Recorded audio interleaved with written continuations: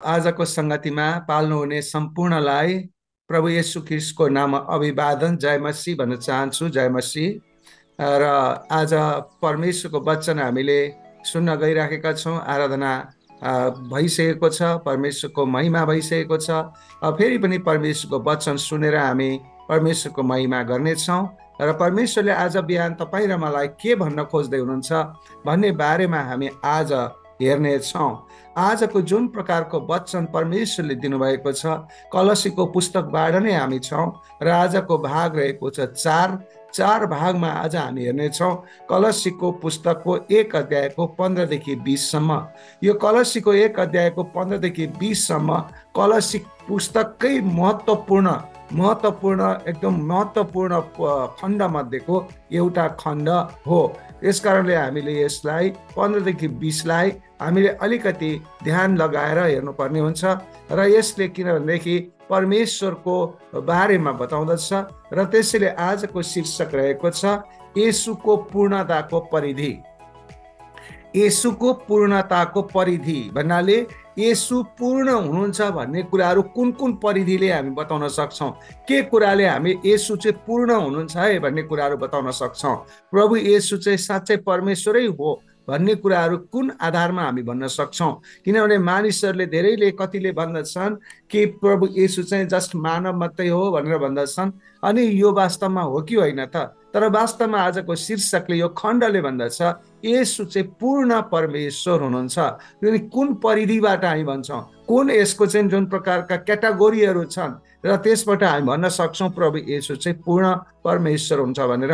त्यसैले आज हामी यसरी लेखिएको छ यहाँ 15 देखि 20 सम्म परमेश्वरको वचनमा कि येशूको शक्ति, येशूको व्यक्ति र काममा पावलले मनन गरेको कुराहरू हामी हेर्दछौँ। त्यसमा चाहिँ यसरी लेखिएको छ, उहाँ अदृश्य परमेश्वरको प्रतिरूप, सारा सृष्टिका श्रेष्ठ हुनुहुन्छ र किनकि उहाँमा नै सबै थोक सृष्टि भएका थिए, स्वर्गमा र पृथ्वीमाथि भएका दृश्य र अदृश्य थोकहरू, चाहे सिंहासनहरू, चाहे प्रभुत्वहरू, चाहे प्रधानताहरू, चाहे अधिकारहरू, सबै थोक उहाँद्वारा नै उहाँकै निम्ति सृजिएका हुन्। अनि उहाँले नै सबै कुरा भन्दा अगाडि हुनुहुन्छ र उहाँमा नै सबै कुरा बाँधिएर रहेका छन्। उहाँ शरीर अर्थात् मण्डलीका शिर हुनुहुन्छ, उहाँ नै सुरु हुनुहुन्छ, मरेकाहरूबाट जीवित हुनेहरूमा उहाँ नै ज्येष्ठ हुनुहुन्छ, ताकि प्रत्येक कुरामाथि उहाँ सर्वोच्च हुन्। 19 भन्छ, किनकि उहाँको आफ्नो सारा पूर्णता ख्रीष्टमा बास गरेकोमा परमेश्वर प्रसन्न हुनुभयो र परमेश्वरले उहाँका क्रुसको रगतद्वारा शान्ति गराएर पृथ्वीको होस् वा स्वर्गको होस् उहाँद्वारा नै सबै थोकलाई आफूसँग मिलापमा ल्याउनुभयो। परमेश्वरको वचन पढाइ र सुनाइमा परमेश्वरले आशिष दिनुभएको होस्। साँच्चै नै आजको वचनले भन्दछ कि प्रभु येशूमा परमेश्वरको पूर्णता छ। यो कुन कुन परिधि अथवा के कारणले प्रभु येशूलाई पूर्ण परमेश्वर भन्न मिल्छ भन्ने कुराहरू हामी हेर्दछौँ। यसमा मैले केही पोइन्टहरू लिएर आएको छु, छोटो म व्याख्या गर्नेछु। हुन चाहिँ यसको लामो व्याख्या पनि गर्दा टाइम लाग्नेछ, तर त्यसैले गर्दा म यहाँ तपाईँहरूको लागि छोटो व्याख्या गर्दै लिएर आएको छु। पहिलो पोइन्ट मेरो रहेको छ, उहाँ हुनुहुन्छ, उहाँ साँच्चै हुनुहुन्छ। पहिलो पोइन्टले भन्दछ उहाँ हुनुहुन्छ। हालेलुया। उहाँ मरेर बितेर गएको होइन, अहिले पनि हुनुहुन्छ। पावलले यहाँ के लेखेको छ भने त उहाँको उद्धारको योजनाको लागि पितालाई धन्यवाद दिनलाई के भन्छ पावलले सुरु गरेको कुराहरू हामी देख्दछौँ। कलसी 1:12 मा पनि भनेको छ पावलले धन्यवाद, किनभने पावलले विचार गरेको छ कि प्रभु येशू त परमेश्वरै हो, परमेश्वरै चाहिँ मान्छेको रूपमा आउनुभएको रूप मात्रै परिवर्तन हो। उहाँ त परमेश्वर, किनभने हुनुहुन्थ्यो, हुनुहुन्छ, हुन आउनुहुनेछ। अनि उनले पुत्रको बारेमा विचार नगरी त्यो गर्न सकेन र जो महान उद्धारकर्ता हुनुहुन्छ। पुत्र चाहिँ के हो त भन्दाखेरि पावलले पुत्रको बारेमा विचार नगरिकन त यो कुरा भनेन नि। त्यसै कारणले परमेश्वरलाई उसले प्रभु येशूलाई उसले के लेख्दैछ, उद्धारकर्ता भनेर लेखेको कुराहरू छ। वास्तवमा उहाँ उद्धारकर्ता हुनुहुन्छ। कसरी त भन्दा उहाँ हुनुहुन्छ, एउटा परिधि हो, उहाँ हुनुहुन्छ उहाँ बितेर जानुभएको गएको बितेको गएको होइन, तर उहाँ हुनुहुन्छ अहिले पनि। धेरै जसो विद्वानहरूले के विचार गर्छन् भने कलसी 1:15-20 चाहिँ प्रारम्भिक चर्चको कविता वा भजनबाट आएको हो भनी क्रिस्चियनहरूले येशूको बारेमा विश्वास के गर्थे भनेर वर्णन गरेका छन् भनी विचार गर्दछन्। तर यो हुन्छ, यो वास्तवमा हो, तर पूर्ण रूपमा चाहिँ होइन। तर पूर्ण रूपमा चाहिँ के हो त भन्दा प्रभु येशू हुनुहुन्छ। प्रभु येशू हुनु भएको हुनाले यसले भन्दछ कि उहाँको मृत्यु भएको छैन। जसको मृत्यु भएको छैन भनेको मतलब ऊ त मानव होइन, ऊ त परमेश्वर हो, किनभने परमेश्वरको मृत्यु हुँदैन। त्यसैले गर्दाखेरि दोस्रो पोइन्टमा हामी हेर्दछौँ उहाँ हुनुहुन्छ भन्ने कुराबाट अब परमेश्वर प्रभु येशूको पूर्णता हामी कसरी देख्छौँ परमेश्वर हुनुहुन्छ भनेर। यहाँ चाहिँ दोस्रो पोइन्टले भन्दछ उहाँ अदृश्य ईश्वरको छवि हुनुहुन्छ। उहाँ अदृश्य ईश्वरको छवि हुनुहुन्छ। यहाँनिर हामीले विचार गर्नुपर्ने कुरा के हो भने अदृश्य ईश्वर भनेको जसलाई हामी देख्दैनौँ, जो परम प्रभु परमेश्वर पिता हामी भन्छौँ, उहाँ चाहिँ देखिने रूपमा आउनुभयो, उहाँ चाहिँ येशू हुनुहुन्छ। छवि भनेको के हो त भन्ने कुराहरू हामी अलिक गहिरिएर हेर्नु पर्दाखेरि छवि भन्ने शब्दलाई ग्रिक भाषामा इकोन भनेर भन्दछ। इकोन भन्ने शब्द अनुवादित छविको लागि हो। प्राचीन ग्रिक शब्दमा इकोनको इकोनले दुईटा विचार व्यक्त गर्दछ। इकोन भनेको के हुन सक्छ त भन्दा एउटा समानता, जस्तो एउटा सिक्काको छवि अथवा एउटा सिक्काको छवि जस्तो, अथवा ऐनामा प्रतिबिम्ब हामी देख्छौँ त्यस्तो, अथवा चाहिँ अर्को पनि के हुन्छ त भन्दा प्रतिरूप जस्तो, अथवा प्रकटीकरण, प्रकट भएको कुरा जस्तो। यस अर्थमा कि परमेश्वर पिता येशूमा पूर्ण रूपमा प्रकट हुनुभएको छ भन्नुको मतलब के हो त, एउटा चाहिँ छवि जस्तो, अर्को चाहिँ प्रकट भएको जस्तो। हामीले इकोन भन्ने बित्तिकै के हो त भन्दा जे चिज हो त्यही आएको जस्तो। जस्तो हामी अहिले ऐनामा हेर्दैछौँ, जस्तो म अहिले यहाँ मेरो फोटो हेर्दैछु जुममा, मैले मेरो फोटो ठ्याक्कै मलाई देखिराखेको छु भनेपछि मैले तपाईँहरूले पनि त्यहाँ भिडियो अन गर्नु भयो भने तपाईँहरूलाई पनि देख्छु।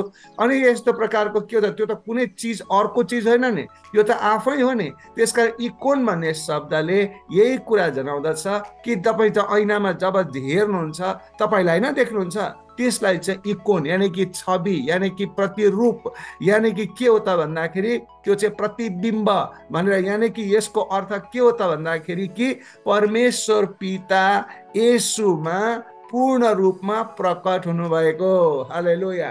यसको इकोन भनेको के हो त भन्दाखेरि परमेश्वर पिता प्रभु येशूमा पूर्ण रूपमा प्रकट हुनुभएको। यसको अर्थ के हो त भन्दाखेरि प्रभु येशूको यो एउटा परिधि हो कि प्रभु येशूलाई भन्न सकिन्छ कि उहाँ चाहिँ ईश्वरको छवि हुनुहुन्छ भनेको कारणले उहाँ ईश्वर हुनुहुन्छ।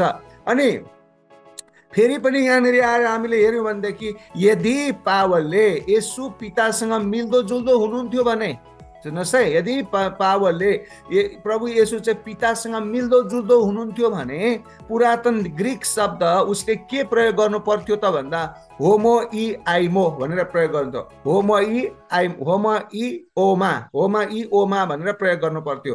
होमो इ ओमा भनेको चाहिँ के हो त भन्दाखेरि यसको अर्थ चाहिँ उस्तै उस्तै देखिने भन्ने कुरा हो। उस्तै उस्तै देखिने चाहिँ होमो इ ओमा हो भने यहाँ प्रयोग गरेको शब्द चाहिँ के छ त भन्दा इकोन भन्ने शब्द छ। इकोन भन्ने शब्दले चाहिँ के जनाउँछ त, ठ्याक्कै त्यही हो भन्ने जनाउँछ। होमो इ आइमा भनेको चाहिँ के हो भनेदेखि त्यस्तै त्यस्तै खालको हो भन्ने कुरा जनाउँछ। अब यहाँ पावलले प्रयोग गरेको शब्द के हो त भन्दाखेरि इकोन भन्ने शब्द हो। इकोन भन्ने शब्द प्रयोग गर्नुको मतलब के हो त भन्दाखेरि परमेश्वर पिता प्रभु येशूमा ठ्याक्कै आउनु भएको, देखा पर्नु भएको भन्ने कुराले प्रमाणित गर्दछ। त्यसैले योसँग प्रमाणित गर्दछ कि पावललाई थाहा थियो कि प्रभु येशू चाहिँ परमेश्वर हुनुहुन्छ। जसरी परमेश्वर पिता परमेश्वर हुनुहुन्छ, यसको अर्थ येशू नै पिता परमेश्वरको छाप हुनुहुन्छ भन्ने कुराको अर्थ लगायो। भनेपछि परमेश्वर पिता भन्ने बित्तिकै प्रभु येशूलाई नै जान्छ, प्रभु येशू भनेपछि प्रभु येशूलाई नै जान्छ। त्यसै कारणले किन त भन्दा इकोन भन्ने शब्दले गर्दाखेरि चाहिँ त्यहाँ चाहिँ त्यो किसिमको अर्थ लगाएको छ, किनभने पावलले होमो इ ओमा भन्ने शब्द प्रयोग गरेन। र अर्को पनि छ परमेश्वर अदृश्य हुनुहुन्छ। अनि यसको मतलब यो होइन कि उहाँ हाम्रो शारीरिक आँखाले देख्न सक्नुहुन्न र अज्ञात हुनुहुन्छ, तर मुख्य कुरो चाहिँ के हो त भन्दा महिमित ख्रिस्टमा अज्ञात परमेश्वर देखा पर्नुभयो। महिमित ख्रिस्टमा अज्ञात परमेश्वर चिनिनुहुन्छ। जब हामी येशूलाई चिन्छौँ भने परमेश्वर पितालाई पनि चिनेका हुन्छौँ। जब हामी येशूसँग कुरा गर्छौँ भने परमेश्वर पितासँग कुरा गरेका हुन्छौँ। त्यसैले गर्दा एकजना थियोलोजन बार्कलेले भनेका छन्, पुरातन हिन्दू दार्शनिक फिलोकले ईश्वरको इकोनलाई लोगोसँग तुलना गरे। अनि त्यसैले गर्दाखेरि चाहिँ नि के भन्दाखेरि पावलले यो महत्त्वपूर्ण र अर्थपूर्ण शब्दलाई ठुलो उद्देश्यका साथ प्रयोग गरेको कुराहरू उनले बताएका छन् थियोलोजन बार्कलेले। भन्नुको मतलब के हो त भन्दाखेरि इकोन भन्ने शब्द भन्ने बित्तिकै तपाईँले लोगो अथवा ठ्याक्कै जे हो त्यही कम्पनीको लोगो भनेको जस्तो ठ्याक्कै जे हो त्यही नै हो भन्ने कुरा, यानि कि येशू चाहिँ परमेश्वरै हो भन्ने कुरालाई चाहिँ इकोन भन्ने शब्दले प्रस्तुत यानि कि प्रमाणित गरेको कुराहरू छ। त्यस्तै गरी तेस्रो पोइन्टमा भन्दछ सबै सृष्टिमा जेठा, उहाँ चाहिँ फर्स्ट बर्न हुनुहुन्छ। सबै सृष्टिमा चाहिँ के हुनुहुन्छ, उहाँ जेठा हुनुहुन्छ भनेको के हो त? यहाँ कतिपय मानिसहरूले सबै सृष्टिमा जेठा भनेको मतलब सृष्टि गर्ने काममा पहिला चाहिँ उहाँलाई सृष्टि गरेको रहेछ भनेर मानिसले कतिपय बुझाउन कोसिस गरेर झुटा शिक्षामा लान खोज्छन्। भनेको मतलब यो चाहिँ कतिपय हाम्रो यहोवा विटनेस अनि अरू लगायत अरू सियोन मण्डलीहरू को मण्डलीहरू हुन्छन्, उनीहरूले के भन्छन् भनेदेखि चाहिँ प्रभु येशू चाहिँ सृष्टिमा सबैभन्दा जेठा। यसका कारण हाम्रो जेठो दाजु हुनुहुन्छ, हामी पनि सृष्टि गरेका। उहाँ चाहिँ जेठो पहिलोचोटि उहाँलाई सृष्टि गर्नुभएको परमेश्वर पिताले उहाँलाई सृष्टि गरिसकेपछि अनि उहाँसँग मिलेर हामीलाई सृष्टि गर्नुभएको भनेर मानिसहरूले कुरो यसरी बन्दछन्। तर यो कुरो वास्तवमा होइन। यो के चाहिँ हो त भन्दा सबै सृष्टिमा जेठा भनेको मतलब चाहिँ के हो त? अब हामी हेरौँ यसमा सबै सृष्टिमा जेठाले या त समयको प्राथमिकता या पदमा सर्वोच्चलाई वर्णन गर्छ। सबै सृष्टिमा जेठा भन्ने बित्तिकै के जनाउँछ दुईटा कुरा। या त के भने समयको प्राथमिकता भनेको समय सुरु हुनुभन्दा अगाडि उहाँ हुनुहुन्थ्यो, समय सुरु हुनुभन्दा अगाडि उहाँ हुनुहुन्थ्यो। अर्को कुरा सर्वोच्चताको श्रेष्ठता भनेको सबैभन्दा माथि उहाँ हुनुहुन्थ्यो भन्ने कुराको यसले जनाउँदछ। किनभने फर्स्ट बर्न भन्ने बित्तिकै ग्रिक भाषामा प्रोटोटोकस भन्ने हुन्छ। प्रोटोटोकस भन्ने बित्तिकै यसले दुईटा कुरा जनाएको कुरा मैले बताएँ। प्रोटोटोकस भन्ने या त समयभन्दा अगाडि, समयभन्दा पहिला, अथवा अर्को अर्थ पनि के छ त भन्दाखेरि सर्वोच्च पदमा भन्ने दुईटा अर्थ चाहिँ यसले लगाउँदछ।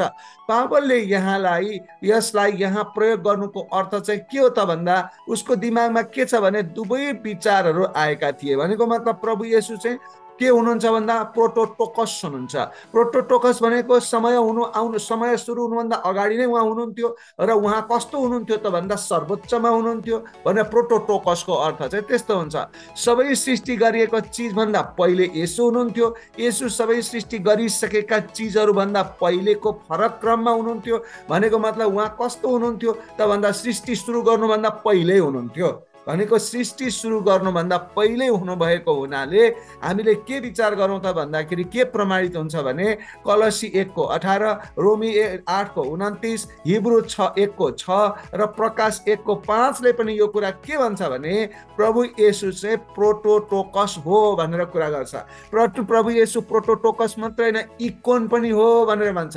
इकोन प्रोटोटोकस, हामीले प्रभु येशूलाई अब ग्रिकमा भन्दा इकोन प्रोटोटोकस भनेर हामी भन्दछौँ। उहाँ चाहिँ परमेश्वरकै छाप हुनुहुन्छ, परमेश्वरै हुनुहुन्छ र उहाँ पहिला हुनुहुन्थ्यो र उहाँ श्रेष्ठमा हुनुहुन्थ्यो भन्ने कुराहरू चाहिँ येशूलाई बताएको कुराहरू छ। त्यस्तै कुनै पनि हिसाबले जेठाको उपाधिले येशू परमेश्वर भन्दा कम हुनुहुन्छ भन्ने संकेत गरेको होइन नि। फेरि यसको मतलब के हो त? येशू परमेश्वर भन्दा कम्ती जेठो भनेपछि बुवा हुनु पर्यो। बुवा हुनु पर्यो भनेपछि हामी परमेश्वर पिता सिधै बुझ्छौँ। तर त्यो भन्न खोजेको यो होइन कि प्रभु येशू र परमेश्वर पिता तलमाथि होइन, भूमिकामा मात्रै फरक हो, तर उहाँ एउटै हो भनेर हामीले बुझ्नु पर्यो। र वास्तवमा पुरातन रब्बीहरूले चाहिँ के गर्थे भने याह्वे भनेर भन्थे, याहोबा भन्छन्, याह्वेलाई आफैलाई विश्वको पहिलो जन्म भनेर भन्दथे। पहिलो जन्म भनेको जन्मिनुभन्दा पहिला पनि भनेर त्यसरी उनीहरूले बुझ्दथे। अनि यो चाहिँ के भनेदेखि पुरातन रब्बीहरू भने कि प्रिस्टहरूले जेठालाई, जेठो छोरालाई के भन्थे त भन्दा एउटा उपाधि दिन्थे, त्यो चाहिँ मसीहको उपाधि। भनेको मतलब के भने याकुबको पुस्तकमा पनि हामी हेरौँ, किनभने जेठोको उपाधि किन लिनलाई एसावलाई हतार पर्यो त भन्दाखेरि उसको अर्थ छुट्टै भए पनि त्यहाँनिर जेठोको उपाधि भनेको के हो त भन्दा जेठो भन्नुको मतलब त्यो बेलामा आधा सम्पत्ति बढी पाउने, भनेको मतलब अरूभन्दा डबल पाउने, सबैलाई अधिकार गर्न सक्ने, सबैलाई हुकुम गर्न सक्ने, त्यस्तो किसिमको अधिकार भएको भनेर भनिएको, त्यो चाहिँ मसीहको रूपमा मानिसहरूले प्रयोग गर्दथे। त्यसैले यहाँनिर आएर जेठा भनेर यहाँ जुन प्रयोग गरिएको छ, यो परमेश्वरले जुन प्रकारको, यो परमेश्वर चाहिँ जेठा भनेपछि प्रभु येशू चाहिँ के हुनुहुन्थ्यो भन्दा सबै सृष्टिभन्दा पहिला नै उहाँ हुनुहुन्थ्यो र त्यसैले जेठा हुनुभएको कुराहरू चाहिँ हामी पाउँदछौँ। त्यसैले यहाँ भनिएको छ, वचनमा भनिएको के छ, प्रस्थानको 4:22 पनि भनिएको छ कि परमेश्वरले के भन्नुभएको छ, जसरी मैले याकुबलाई जेठो बनाएको छु, त्यस्तै गरी भजन सङ्ग्रह 89:27 पनि भनिएको छ, त्यसरी नै म राजा मसीहलाई जेठा जन्माउने छु भनेर चाहिँ यहाँ यसरी भनिएको छ। जेठा भनेको मतलब के हो त भन्दाखेरि सबै अधिकार प्राप्त भएको, यानि कि मसीहमा के छ, सबै अधिकार प्राप्त छ। किनभने यसलाई मत्तीको 28:18 पनि बताउँदछ, भनेपछि प्रभु येशू चाहिँ के जेठा भनेपछि सृष्टि सुरु गर्नुभन्दा पहिलाकै उहाँ हुनुहुन्छ। त्यस्तै गरिकन अर्को चौथो पोइन्टले भन्दछ कि उहाँद्वारा सबै चिजहरू सृष्टि गरिए, उहाँद्वारा सबै चिजहरू सृष्टि गरिए, अर्थात् उहाँ बिना कुनै पनि चिजहरू सृष्टि गरिएन। किनभने येशू नै, यसको अर्थ के हो त भन्दा येशू नै सबै सृष्टिको लेखक हुनुहुन्छ भन्ने कुरामा अब शङ्का छैन। किनभने यूहन्नाको 1:1-2-3 पनि भन्दछ कि सम्पूर्ण कुराहरू उहाँद्वारा नै सृष्टि गरिए, उहाँ बिना कुनै पनि कुराहरू सृष्टि गरिएनन्। त्यसैले उहाँ आफै सृष्टि हुनुहुन्न, उहाँ आफै सृष्टि हुनुहुन्न, सृष्टिका भन्दा अगाडिको हुनुहुन्छ। त्यसैले गर्दा सृष्टि भन्दा अगाडिको भन्नुको मतलब के हो त भन्दाखेरि उहाँ परमेश्वर हुनुहुन्छ, सृष्टिसँग हामीसँग कुनै पनि उहाँको कुनै पार्टनरसिप छैन भनेपछि त्यसको मतलब उहाँ सृष्टि हुनुहुन्न, उहाँ त सृष्टिभन्दा अगाडि नै हुनुहुन्थ्यो। त्यसैले जब हामी येशूले सृष्टि गर्नुभएको संसारको अचम्म र महिमा देख्छौँ भने हामी उहाँलाई अझ धेरै आदर गर्दछौँ र आराधना गर्दछौँ। हामी उहाँलाई किन धेरै आदर र आराधना गर्दछौँ त भन्दाखेरि उहाँले कस्तो कस्तो सृष्टि गर्नुभएको छ, तपाईँले अहिले कत्र वैज्ञानिकहरूले पनि फेला पार्न सकेका छैनन्। परमेश्वरले गरेको सृष्टिलाई वैज्ञानिकहरूले पनि अहिले पत्ता लगाउन सकेका छैनन्। किनभने हामी हेरौँ भनेदेखि हामी हेरौँ धूमकेतुका कुराहरू भए, ग्यालेक्सीका कुराहरू भए, अनि त्यसै शनि ग्रहका कुराहरू भए, त्यस्तै गरिकन यो पृथ्वी कसरी चल्दछ त, एउटा बन्दुकबाट चलेको गोली भन्दा 8 गुणा बढी गतिले यो पृथ्वी सूर्यको वरिपरि घुम्छ भन्दछ। भन्नुको मतलब कस्तो प्रकारले बनाएको होला त यो पृथ्वी, एउटा बन्दुकबाट निस्केको गोली कति छिटो चल्छ, त्योभन्दा 8 गुणा ज्यादा छिटो यो पृथ्वी सूर्यमा घुम्दैछ अरे। भनेपछि त यो अचम्म भयो नि त। त्यसले गर्दाखेरि के भनेदेखि हामीहरूले अर्को पनि के कुरा छ भने 1 वर्ग माइल भनेपछि 1 वर्ग माइलको गाउँको भनौँ न, गाउँको जमिनमा 1 वर्ग माइलमा हामीले किराहरू हेऱ्यौँ भने, किराहरू गन्यौँ भने 1 वर्ग माइलमा यो संसारमै भएका मानिसहरू कति छन् त्योभन्दा बढी हुन्छन् रे। 1 वर्ग माइलमा किरा फट्याङ्ग्राहरू त्यति धेरै छन् रे। भनिसकेपछि परमेश्वरले कस्तो अचम्मको सृष्टि गर्नुभएको छ। अनि यो अचम्मको सृष्टि कसले गर्नुभयो त, प्रभु येशूले गर्नुभएको रहेछ। किनभने प्रभु येशू बिना त सृष्टि भएन। त्यसैले एउटै मानव क्रोमोजोममा पनि हामी हेरौँ भने 20 अर्ब गिगाबाइट बराबरको मेमोरी हुन्छ एउटा क्रोमोजोममा। एउटा मानव क्रोमोजोममा मात्रै 20 अर्ब गिगाबाइट्सको मेमोरी हुन्छ भनेर भनिएको छ। भनेपछि कति मेमोरी होला मानिसको शरीरमा, भनेपछि परमेश्वरले कति अचम्म प्रकारले, कस्तो प्रकारले यो सारा तपाईँ आफ्नो शरीरलाई हेर्नुहोस्, कति सिस्टमहरू अटोमेटिक चल्ने सिस्टमहरू छन्। एउटा खाना खाइदिएपछि सबै सिस्टमहरू चल्छ, पेट्रोल हालिसकेपछि गाडी चल्छ भनेको जस्तै सबै सिस्टमहरू चलाउने कस्तो प्रकारको परमेश्वरले एकदम सिस्टमेटिक प्रकारको संसार बनाउनु भएको छ, ब्रह्माण्ड बनाउनु भएको छ। आज मानिसको दिमागले भेट्न सकेको छैन भनेपछि परमेश्वरले कसरी त्यहाँ सृष्टि गर्नुभएको छ प्रभु येशूले। भनिसकेपछि प्रभु येशू मानव हुनुहुन्थ्यो भनेदेखि त त्यो सबै गर्न सक्नुहुन्न थियो नि त। त्यसले गर्दाखेरि प्रभु येशू पूर्ण रूपमा परमेश्वर हुनुहुन्छ भन्ने कुरा हामी यसबाट पत्ता लगाउन सक्दछौँ, विश्वास गर्न सक्दछौँ। त्यस्तै 5औं पोइन्टमा भन्दछ, 5औं पोइन्टमा चाहे सिंहासन होस् वा चाहे राज्य होस् वा चाहे रियासत अथवा शक्तिहरू हुन् भनेर भनिएको छ। यसको अर्थ के हो त? पत्रको बाँकी भागमा देखाइए चाहिँ कलोसियन हेरेसीहरूलाई विस्तृत रूपले स्वर्गदूतले साथ दिएको देखिन्थ्यो। यसले प्रभावकारी रूपमा स्वर्गदूतहरूलाई परमेश्वर र मानिसको बीचमा मध्यस्थको रूपमा राखेको थियो। भन्नुको मतलब के हो त भन्दा, चाहे सिंहासन होस्, चाहे राज्य होस्, चाहे शक्ति होस्, चाहे प्रिन्सिपल होस्, सिद्धान्त होस्, जेसुकै भए तापनि ती सबै शक्तिहरूभन्दा माथिको हुनुहुन्छ प्रभु येशू हुनुहुन्छ। चाहे जस्तोसुकै प्राणी होस्, जस्तोसुकै शक्ति होस्, जस्तोसुकै पावर होस्, जस्तोसँग केही मतलब छैन, तर ती सबैभन्दा माथि चाहिँ को हुनुहुन्छ? प्रभु येशू हुनुहुन्छ भन्ने कुराहरू प्रष्ट र प्रमाणित भएको छ। त्यसैले 6औं पोइन्टमा के भन्छ? उहाँ सबै कुराको अगाडि हुनुहुन्छ। उहाँ सबै कुराको अगाडि हुनुहुन्छ भन्नुको मतलब के हो त? उहाँ जो सुरुवात हुनुहुन्छ।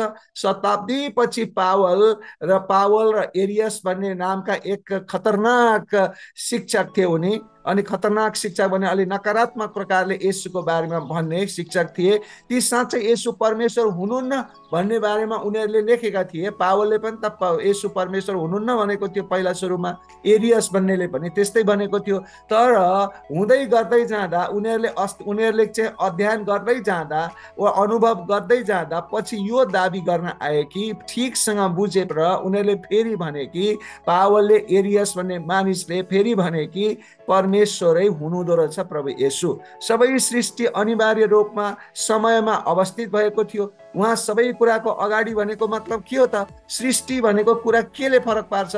सृष्टि हुनको लागि एउटा समय चाहिन्छ, अनि त्यो समय एक समयमा सृष्टि हुँदछ।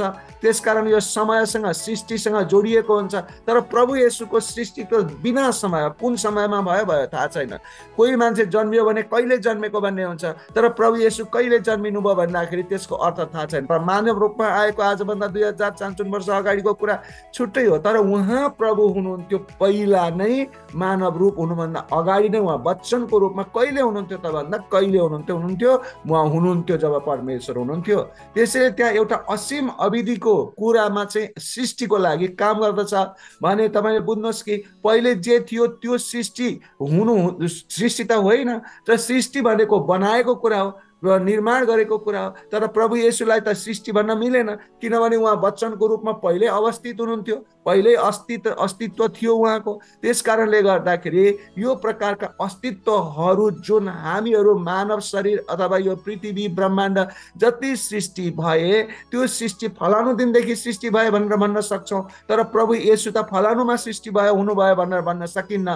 त्यस कारणले गर्दाखेरि यसबाट हामीले के बुझ्नु पर्यो त भन्दाखेरि प्रभु येशू चाहिँ सम्पूर्ण सृष्टिभन्दा अगाडि नै हुनुहुन्थ्यो।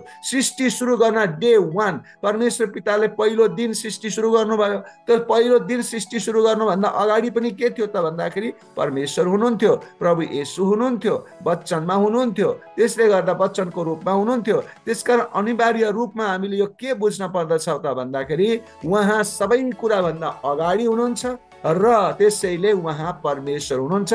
अर्थात् सृष्टि सुरु गर्नुभन्दा अगाडि नै उहाँ हुनुभएको हुनाले उहाँ परमेश्वरै हुनुहुन्छ भन्ने कुराको यहाँ प्रमाणित दाबी गरिएको छ।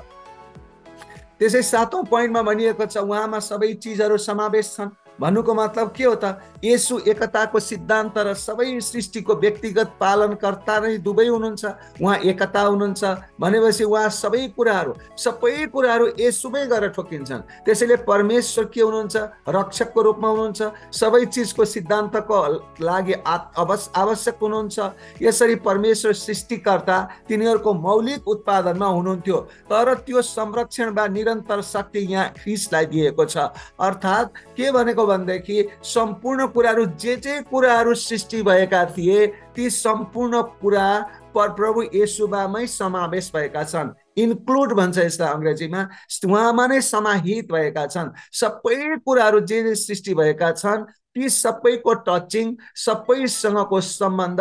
जस्तो एउटा घरमा चाहिँ के भनेदेखि एउटा बुवा हुनुहुन्छ, बुवासँग को समावेश भएका हुन्छन् त त्यो परिवारमा? श्रीमान हुन्छ, श्रीमानसँग श्रीमती, छोराछोरी, नाति नातिना आदि इत्यादि हुन्छन्। ती सबै त्यही परिवारमा समाहित भएका हुन्छन्, त्यही परिवारमा समावेश भएका हुन्छन् भनेको जस्तै प्रभु येशूमा पनि सारा जे जति तपाईँ सोच्नुहुन्छ, देख्नुहुन्छ, विचार गर्नुहुन्छ, ती सम्पूर्ण कुराहरू प्रभु येशूमै समावेश भएका कुराहरू हुन्।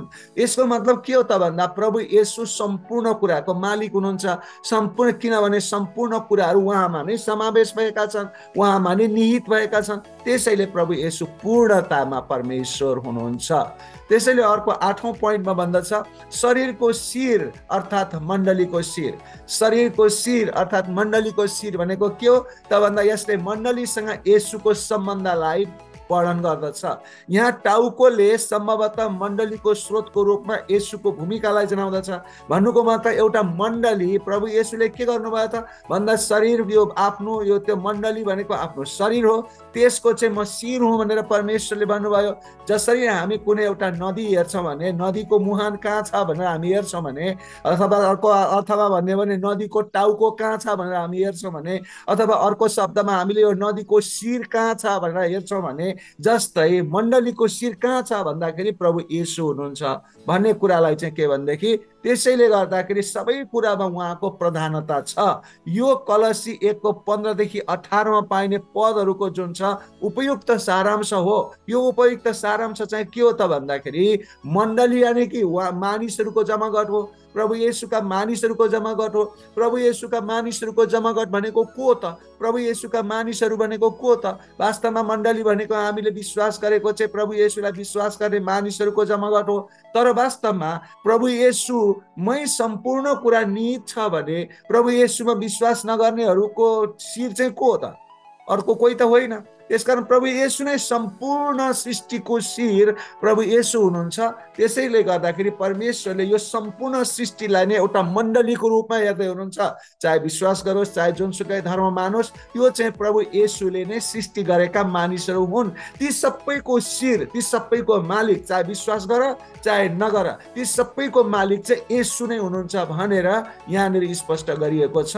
त्यसले गर्दाखेरि उहाँ के हुनुहुन्छ? पूर्ण रूपमा परमेश्वर हुनुहुँदछ। 9 पोइन्टमा पोइन्ट नम्बर 9 मा भनिएको छ पूर्णता। पूर्णता भनेर यहाँ हामीले भनिएको छ। पूर्णता भनेर हामीले यहाँ वचनमा भन्दछौँ। भन्नुको मतलब के हो त भन्दाखेरि पूर्णता भन्ने बित्तिकै यसले पुरातन ग्रिक शब्दलाई के जनाउँछ भन्दाखेरि प्लेरोमा भन्ने भन्दछ। पूर्णतालाई प्लेरोमा भनिन्छ। प्लेरोमा भनेर वास्तवमा के हो त भन्दा परमेश्वर चाहिँ के हुन्छ? साँच्चै परमेश्वर हुनुहुन्छ, येशू चाहिँ साँच्चै परमेश्वर हुनुहुन्छ भनेर भन्नको लागि यो पुरातन यो ग्रिक भाषामा प्लेरोमा भन्ने शब्द चलाइएको छ। प्लेरोमा भनेर शब्द चलाउनुको मतलब के हो त भन्दा प्रभु येशू साँच्चै नै परमेश्वर पूर्णतामा पुरै परमेश्वर हुनुहुन्छ।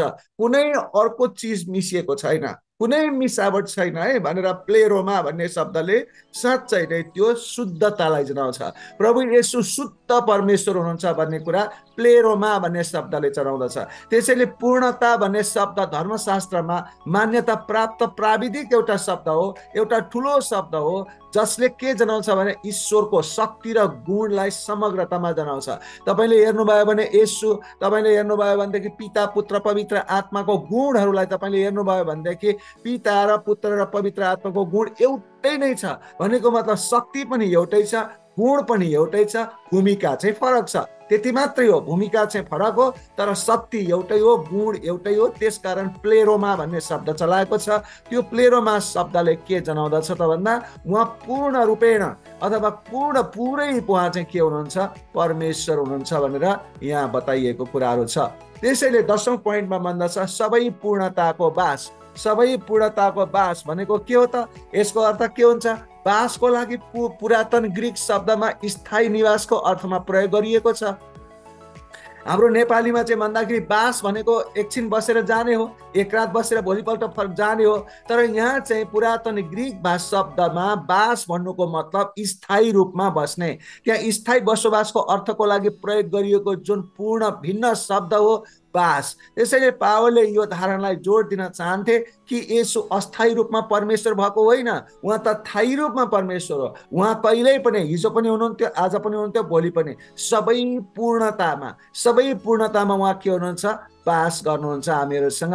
दुई शक्तिशाली शब्दहरू जस्तै पूर्णता र पर्याप्त, व्यापक, आफैमा अभियुक्त शब्दहरू, अभिव्यक्त शब्दहरू, सबै भन्ने कुरा राखेको छ। एक त पूर्णता भनेको पनि पूर्ण हो, सबै भनेको पनि पूर्ण हो, सबै कुरामा पूर्ण, कुनै कुरामा अपूर्ण भन्ने छैन। प्रभु येशूमा सबै कुरामा पूर्णता छ। त्यसैले गर्दा यो अभिव्यक्तिले के जोड दिन्छ भनेदेखि सबै पूर्णतामा जोड दिन्छ। हामीसँग यसको अर्थ उत्कृष्ट छ, किनभने प्रभु येशूको कुनै पनि अंशमा, कुनै पनि चिजमा, कुनै पनि सोचाइ र विचारमा, कुनै पनि कुराहरूमा उहाँले के गर्नु भएन त भन्दा प्रभु येशूले पाप काम गर्नु भएन। परमेश्वरै हुनुहुन्थ्यो, त्यसकारण उहाँ पूर्णतामा पापी हुनुहुन्थ्यो, के भन्छ परमेश्वर हुनुहुन्थ्यो। त्यसैले एकचोटि पिताले उहाँलाई कुच्याउनु भयो, यशायाह 53:10 मा भन्दछ, अनि यहाँ कुच्याउनु भयो, तब त्यो पितालाई खुसी छ कि उहाँ परमेश्वरको पूर्णतामा बास गर्नुभयो, किनभने उहाँ कुच्याउनु भयो, क्रुसमा कुच्चिनु भयो, तर पनि उहाँले परमेश्वरको गुणलाई छोड्नु भएन प्रभु येशूले। त्यसकारण उहाँ दुःखमा होस्, सुखमा होस्, पीरमा होस्, पीडामा होस्, उहाँ परमेश्वर हुनुहुन्थ्यो। त्यसैले पूर्णता येशू ख्रीष्टमा छ, मण्डलीमा होइन। पूर्णता चाहिँ हामीले विचार गर्छौँ कि फेरि मण्डलीमा पूर्णता होला भनेर विचार गर्छौँ, त्यो होइन। पूर्णता मात्र येशू ख्रीष्टमा छ, मण्डलीमा होइन, पुजारीको रूपमा होइन, भवनमा होइन, संस्कारमा होइन, सन्तहरूमा होइन, कुनै पनि विधि वा कार्यक्रममा होइन, तर येशू ख्रीष्ट आफैमा पूर्णता छ। यसको मतलब के हो? येशू ख्रीष्ट मात्रै पूर्ण परमेश्वर हुनुहुन्छ।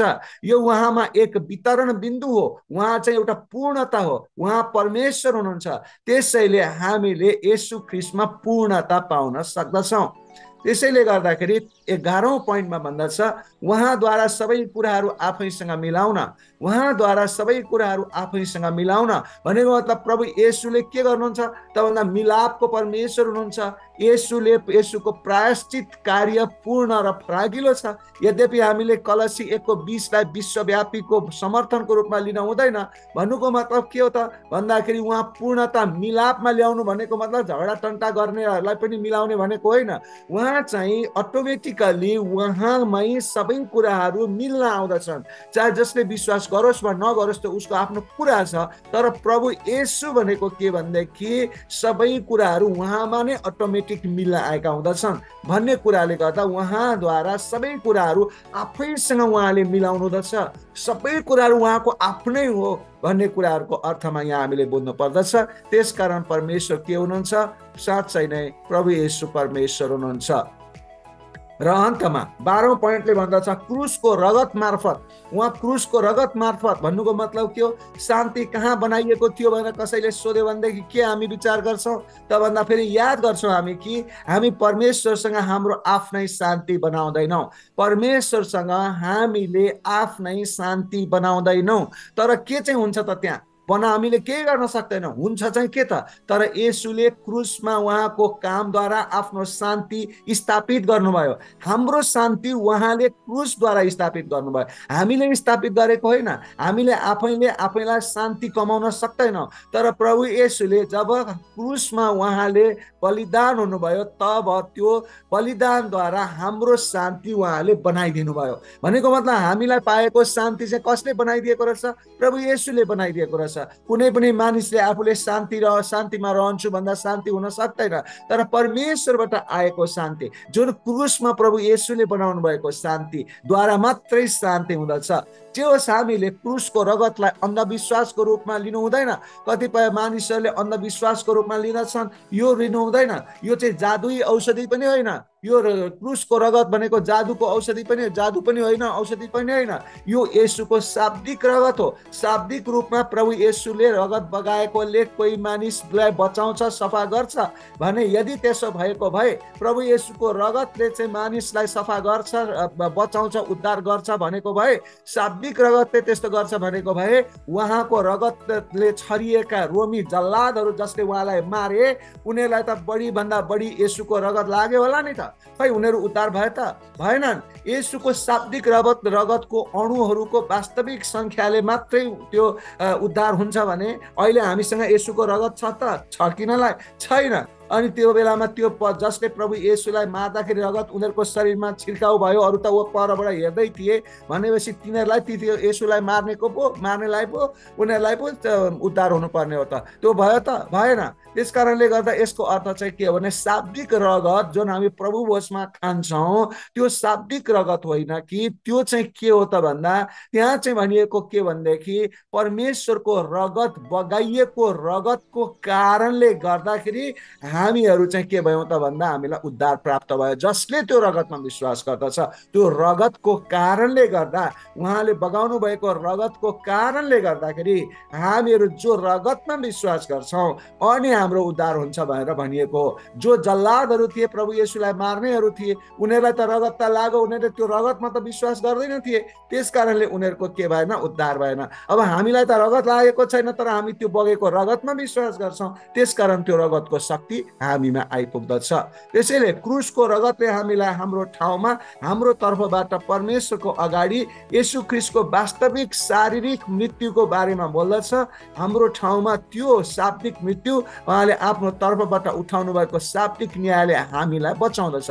भन्नुको मतलब के हो त भन्दाखेरि प्रभु येशू शाब्दिक भनेको साँच्चै नै प्रभु येशू क्रुसमा मर्नु भएको हो। त्यो मर्नु भएको कारणले, उहाँले बलिदान हुनुभएको कारणले, हामीहरूको लागि बलिदान हुनुभएको कारणले, हामीहरूको मृत्यु भोग्नु पर्ने कुराहरू उहाँले भोग्नु भएको कारणले गर्दाखेरि चाहिँ के भयो त भन्दा उहाँको अन्डरमा हामी भयौँ। हामी उहाँको अन्डरमा भइसकेपछि जसले मृत्यु दिने हो, जो शैतानले मृत्यु दिने हो, त्यो मृत्यु दिने शैतान त्यो शक्तिले के हेर्छ भनेदेखि यिनीहरू त येशू जसले मृत्युलाई पनि जित्ने येशूको अन्तर्गतमा छन्, येशूको छत्र छायामा छन्, यिनीहरूलाई त छुनु हुँदैन। येशूले आएर के गर्छ?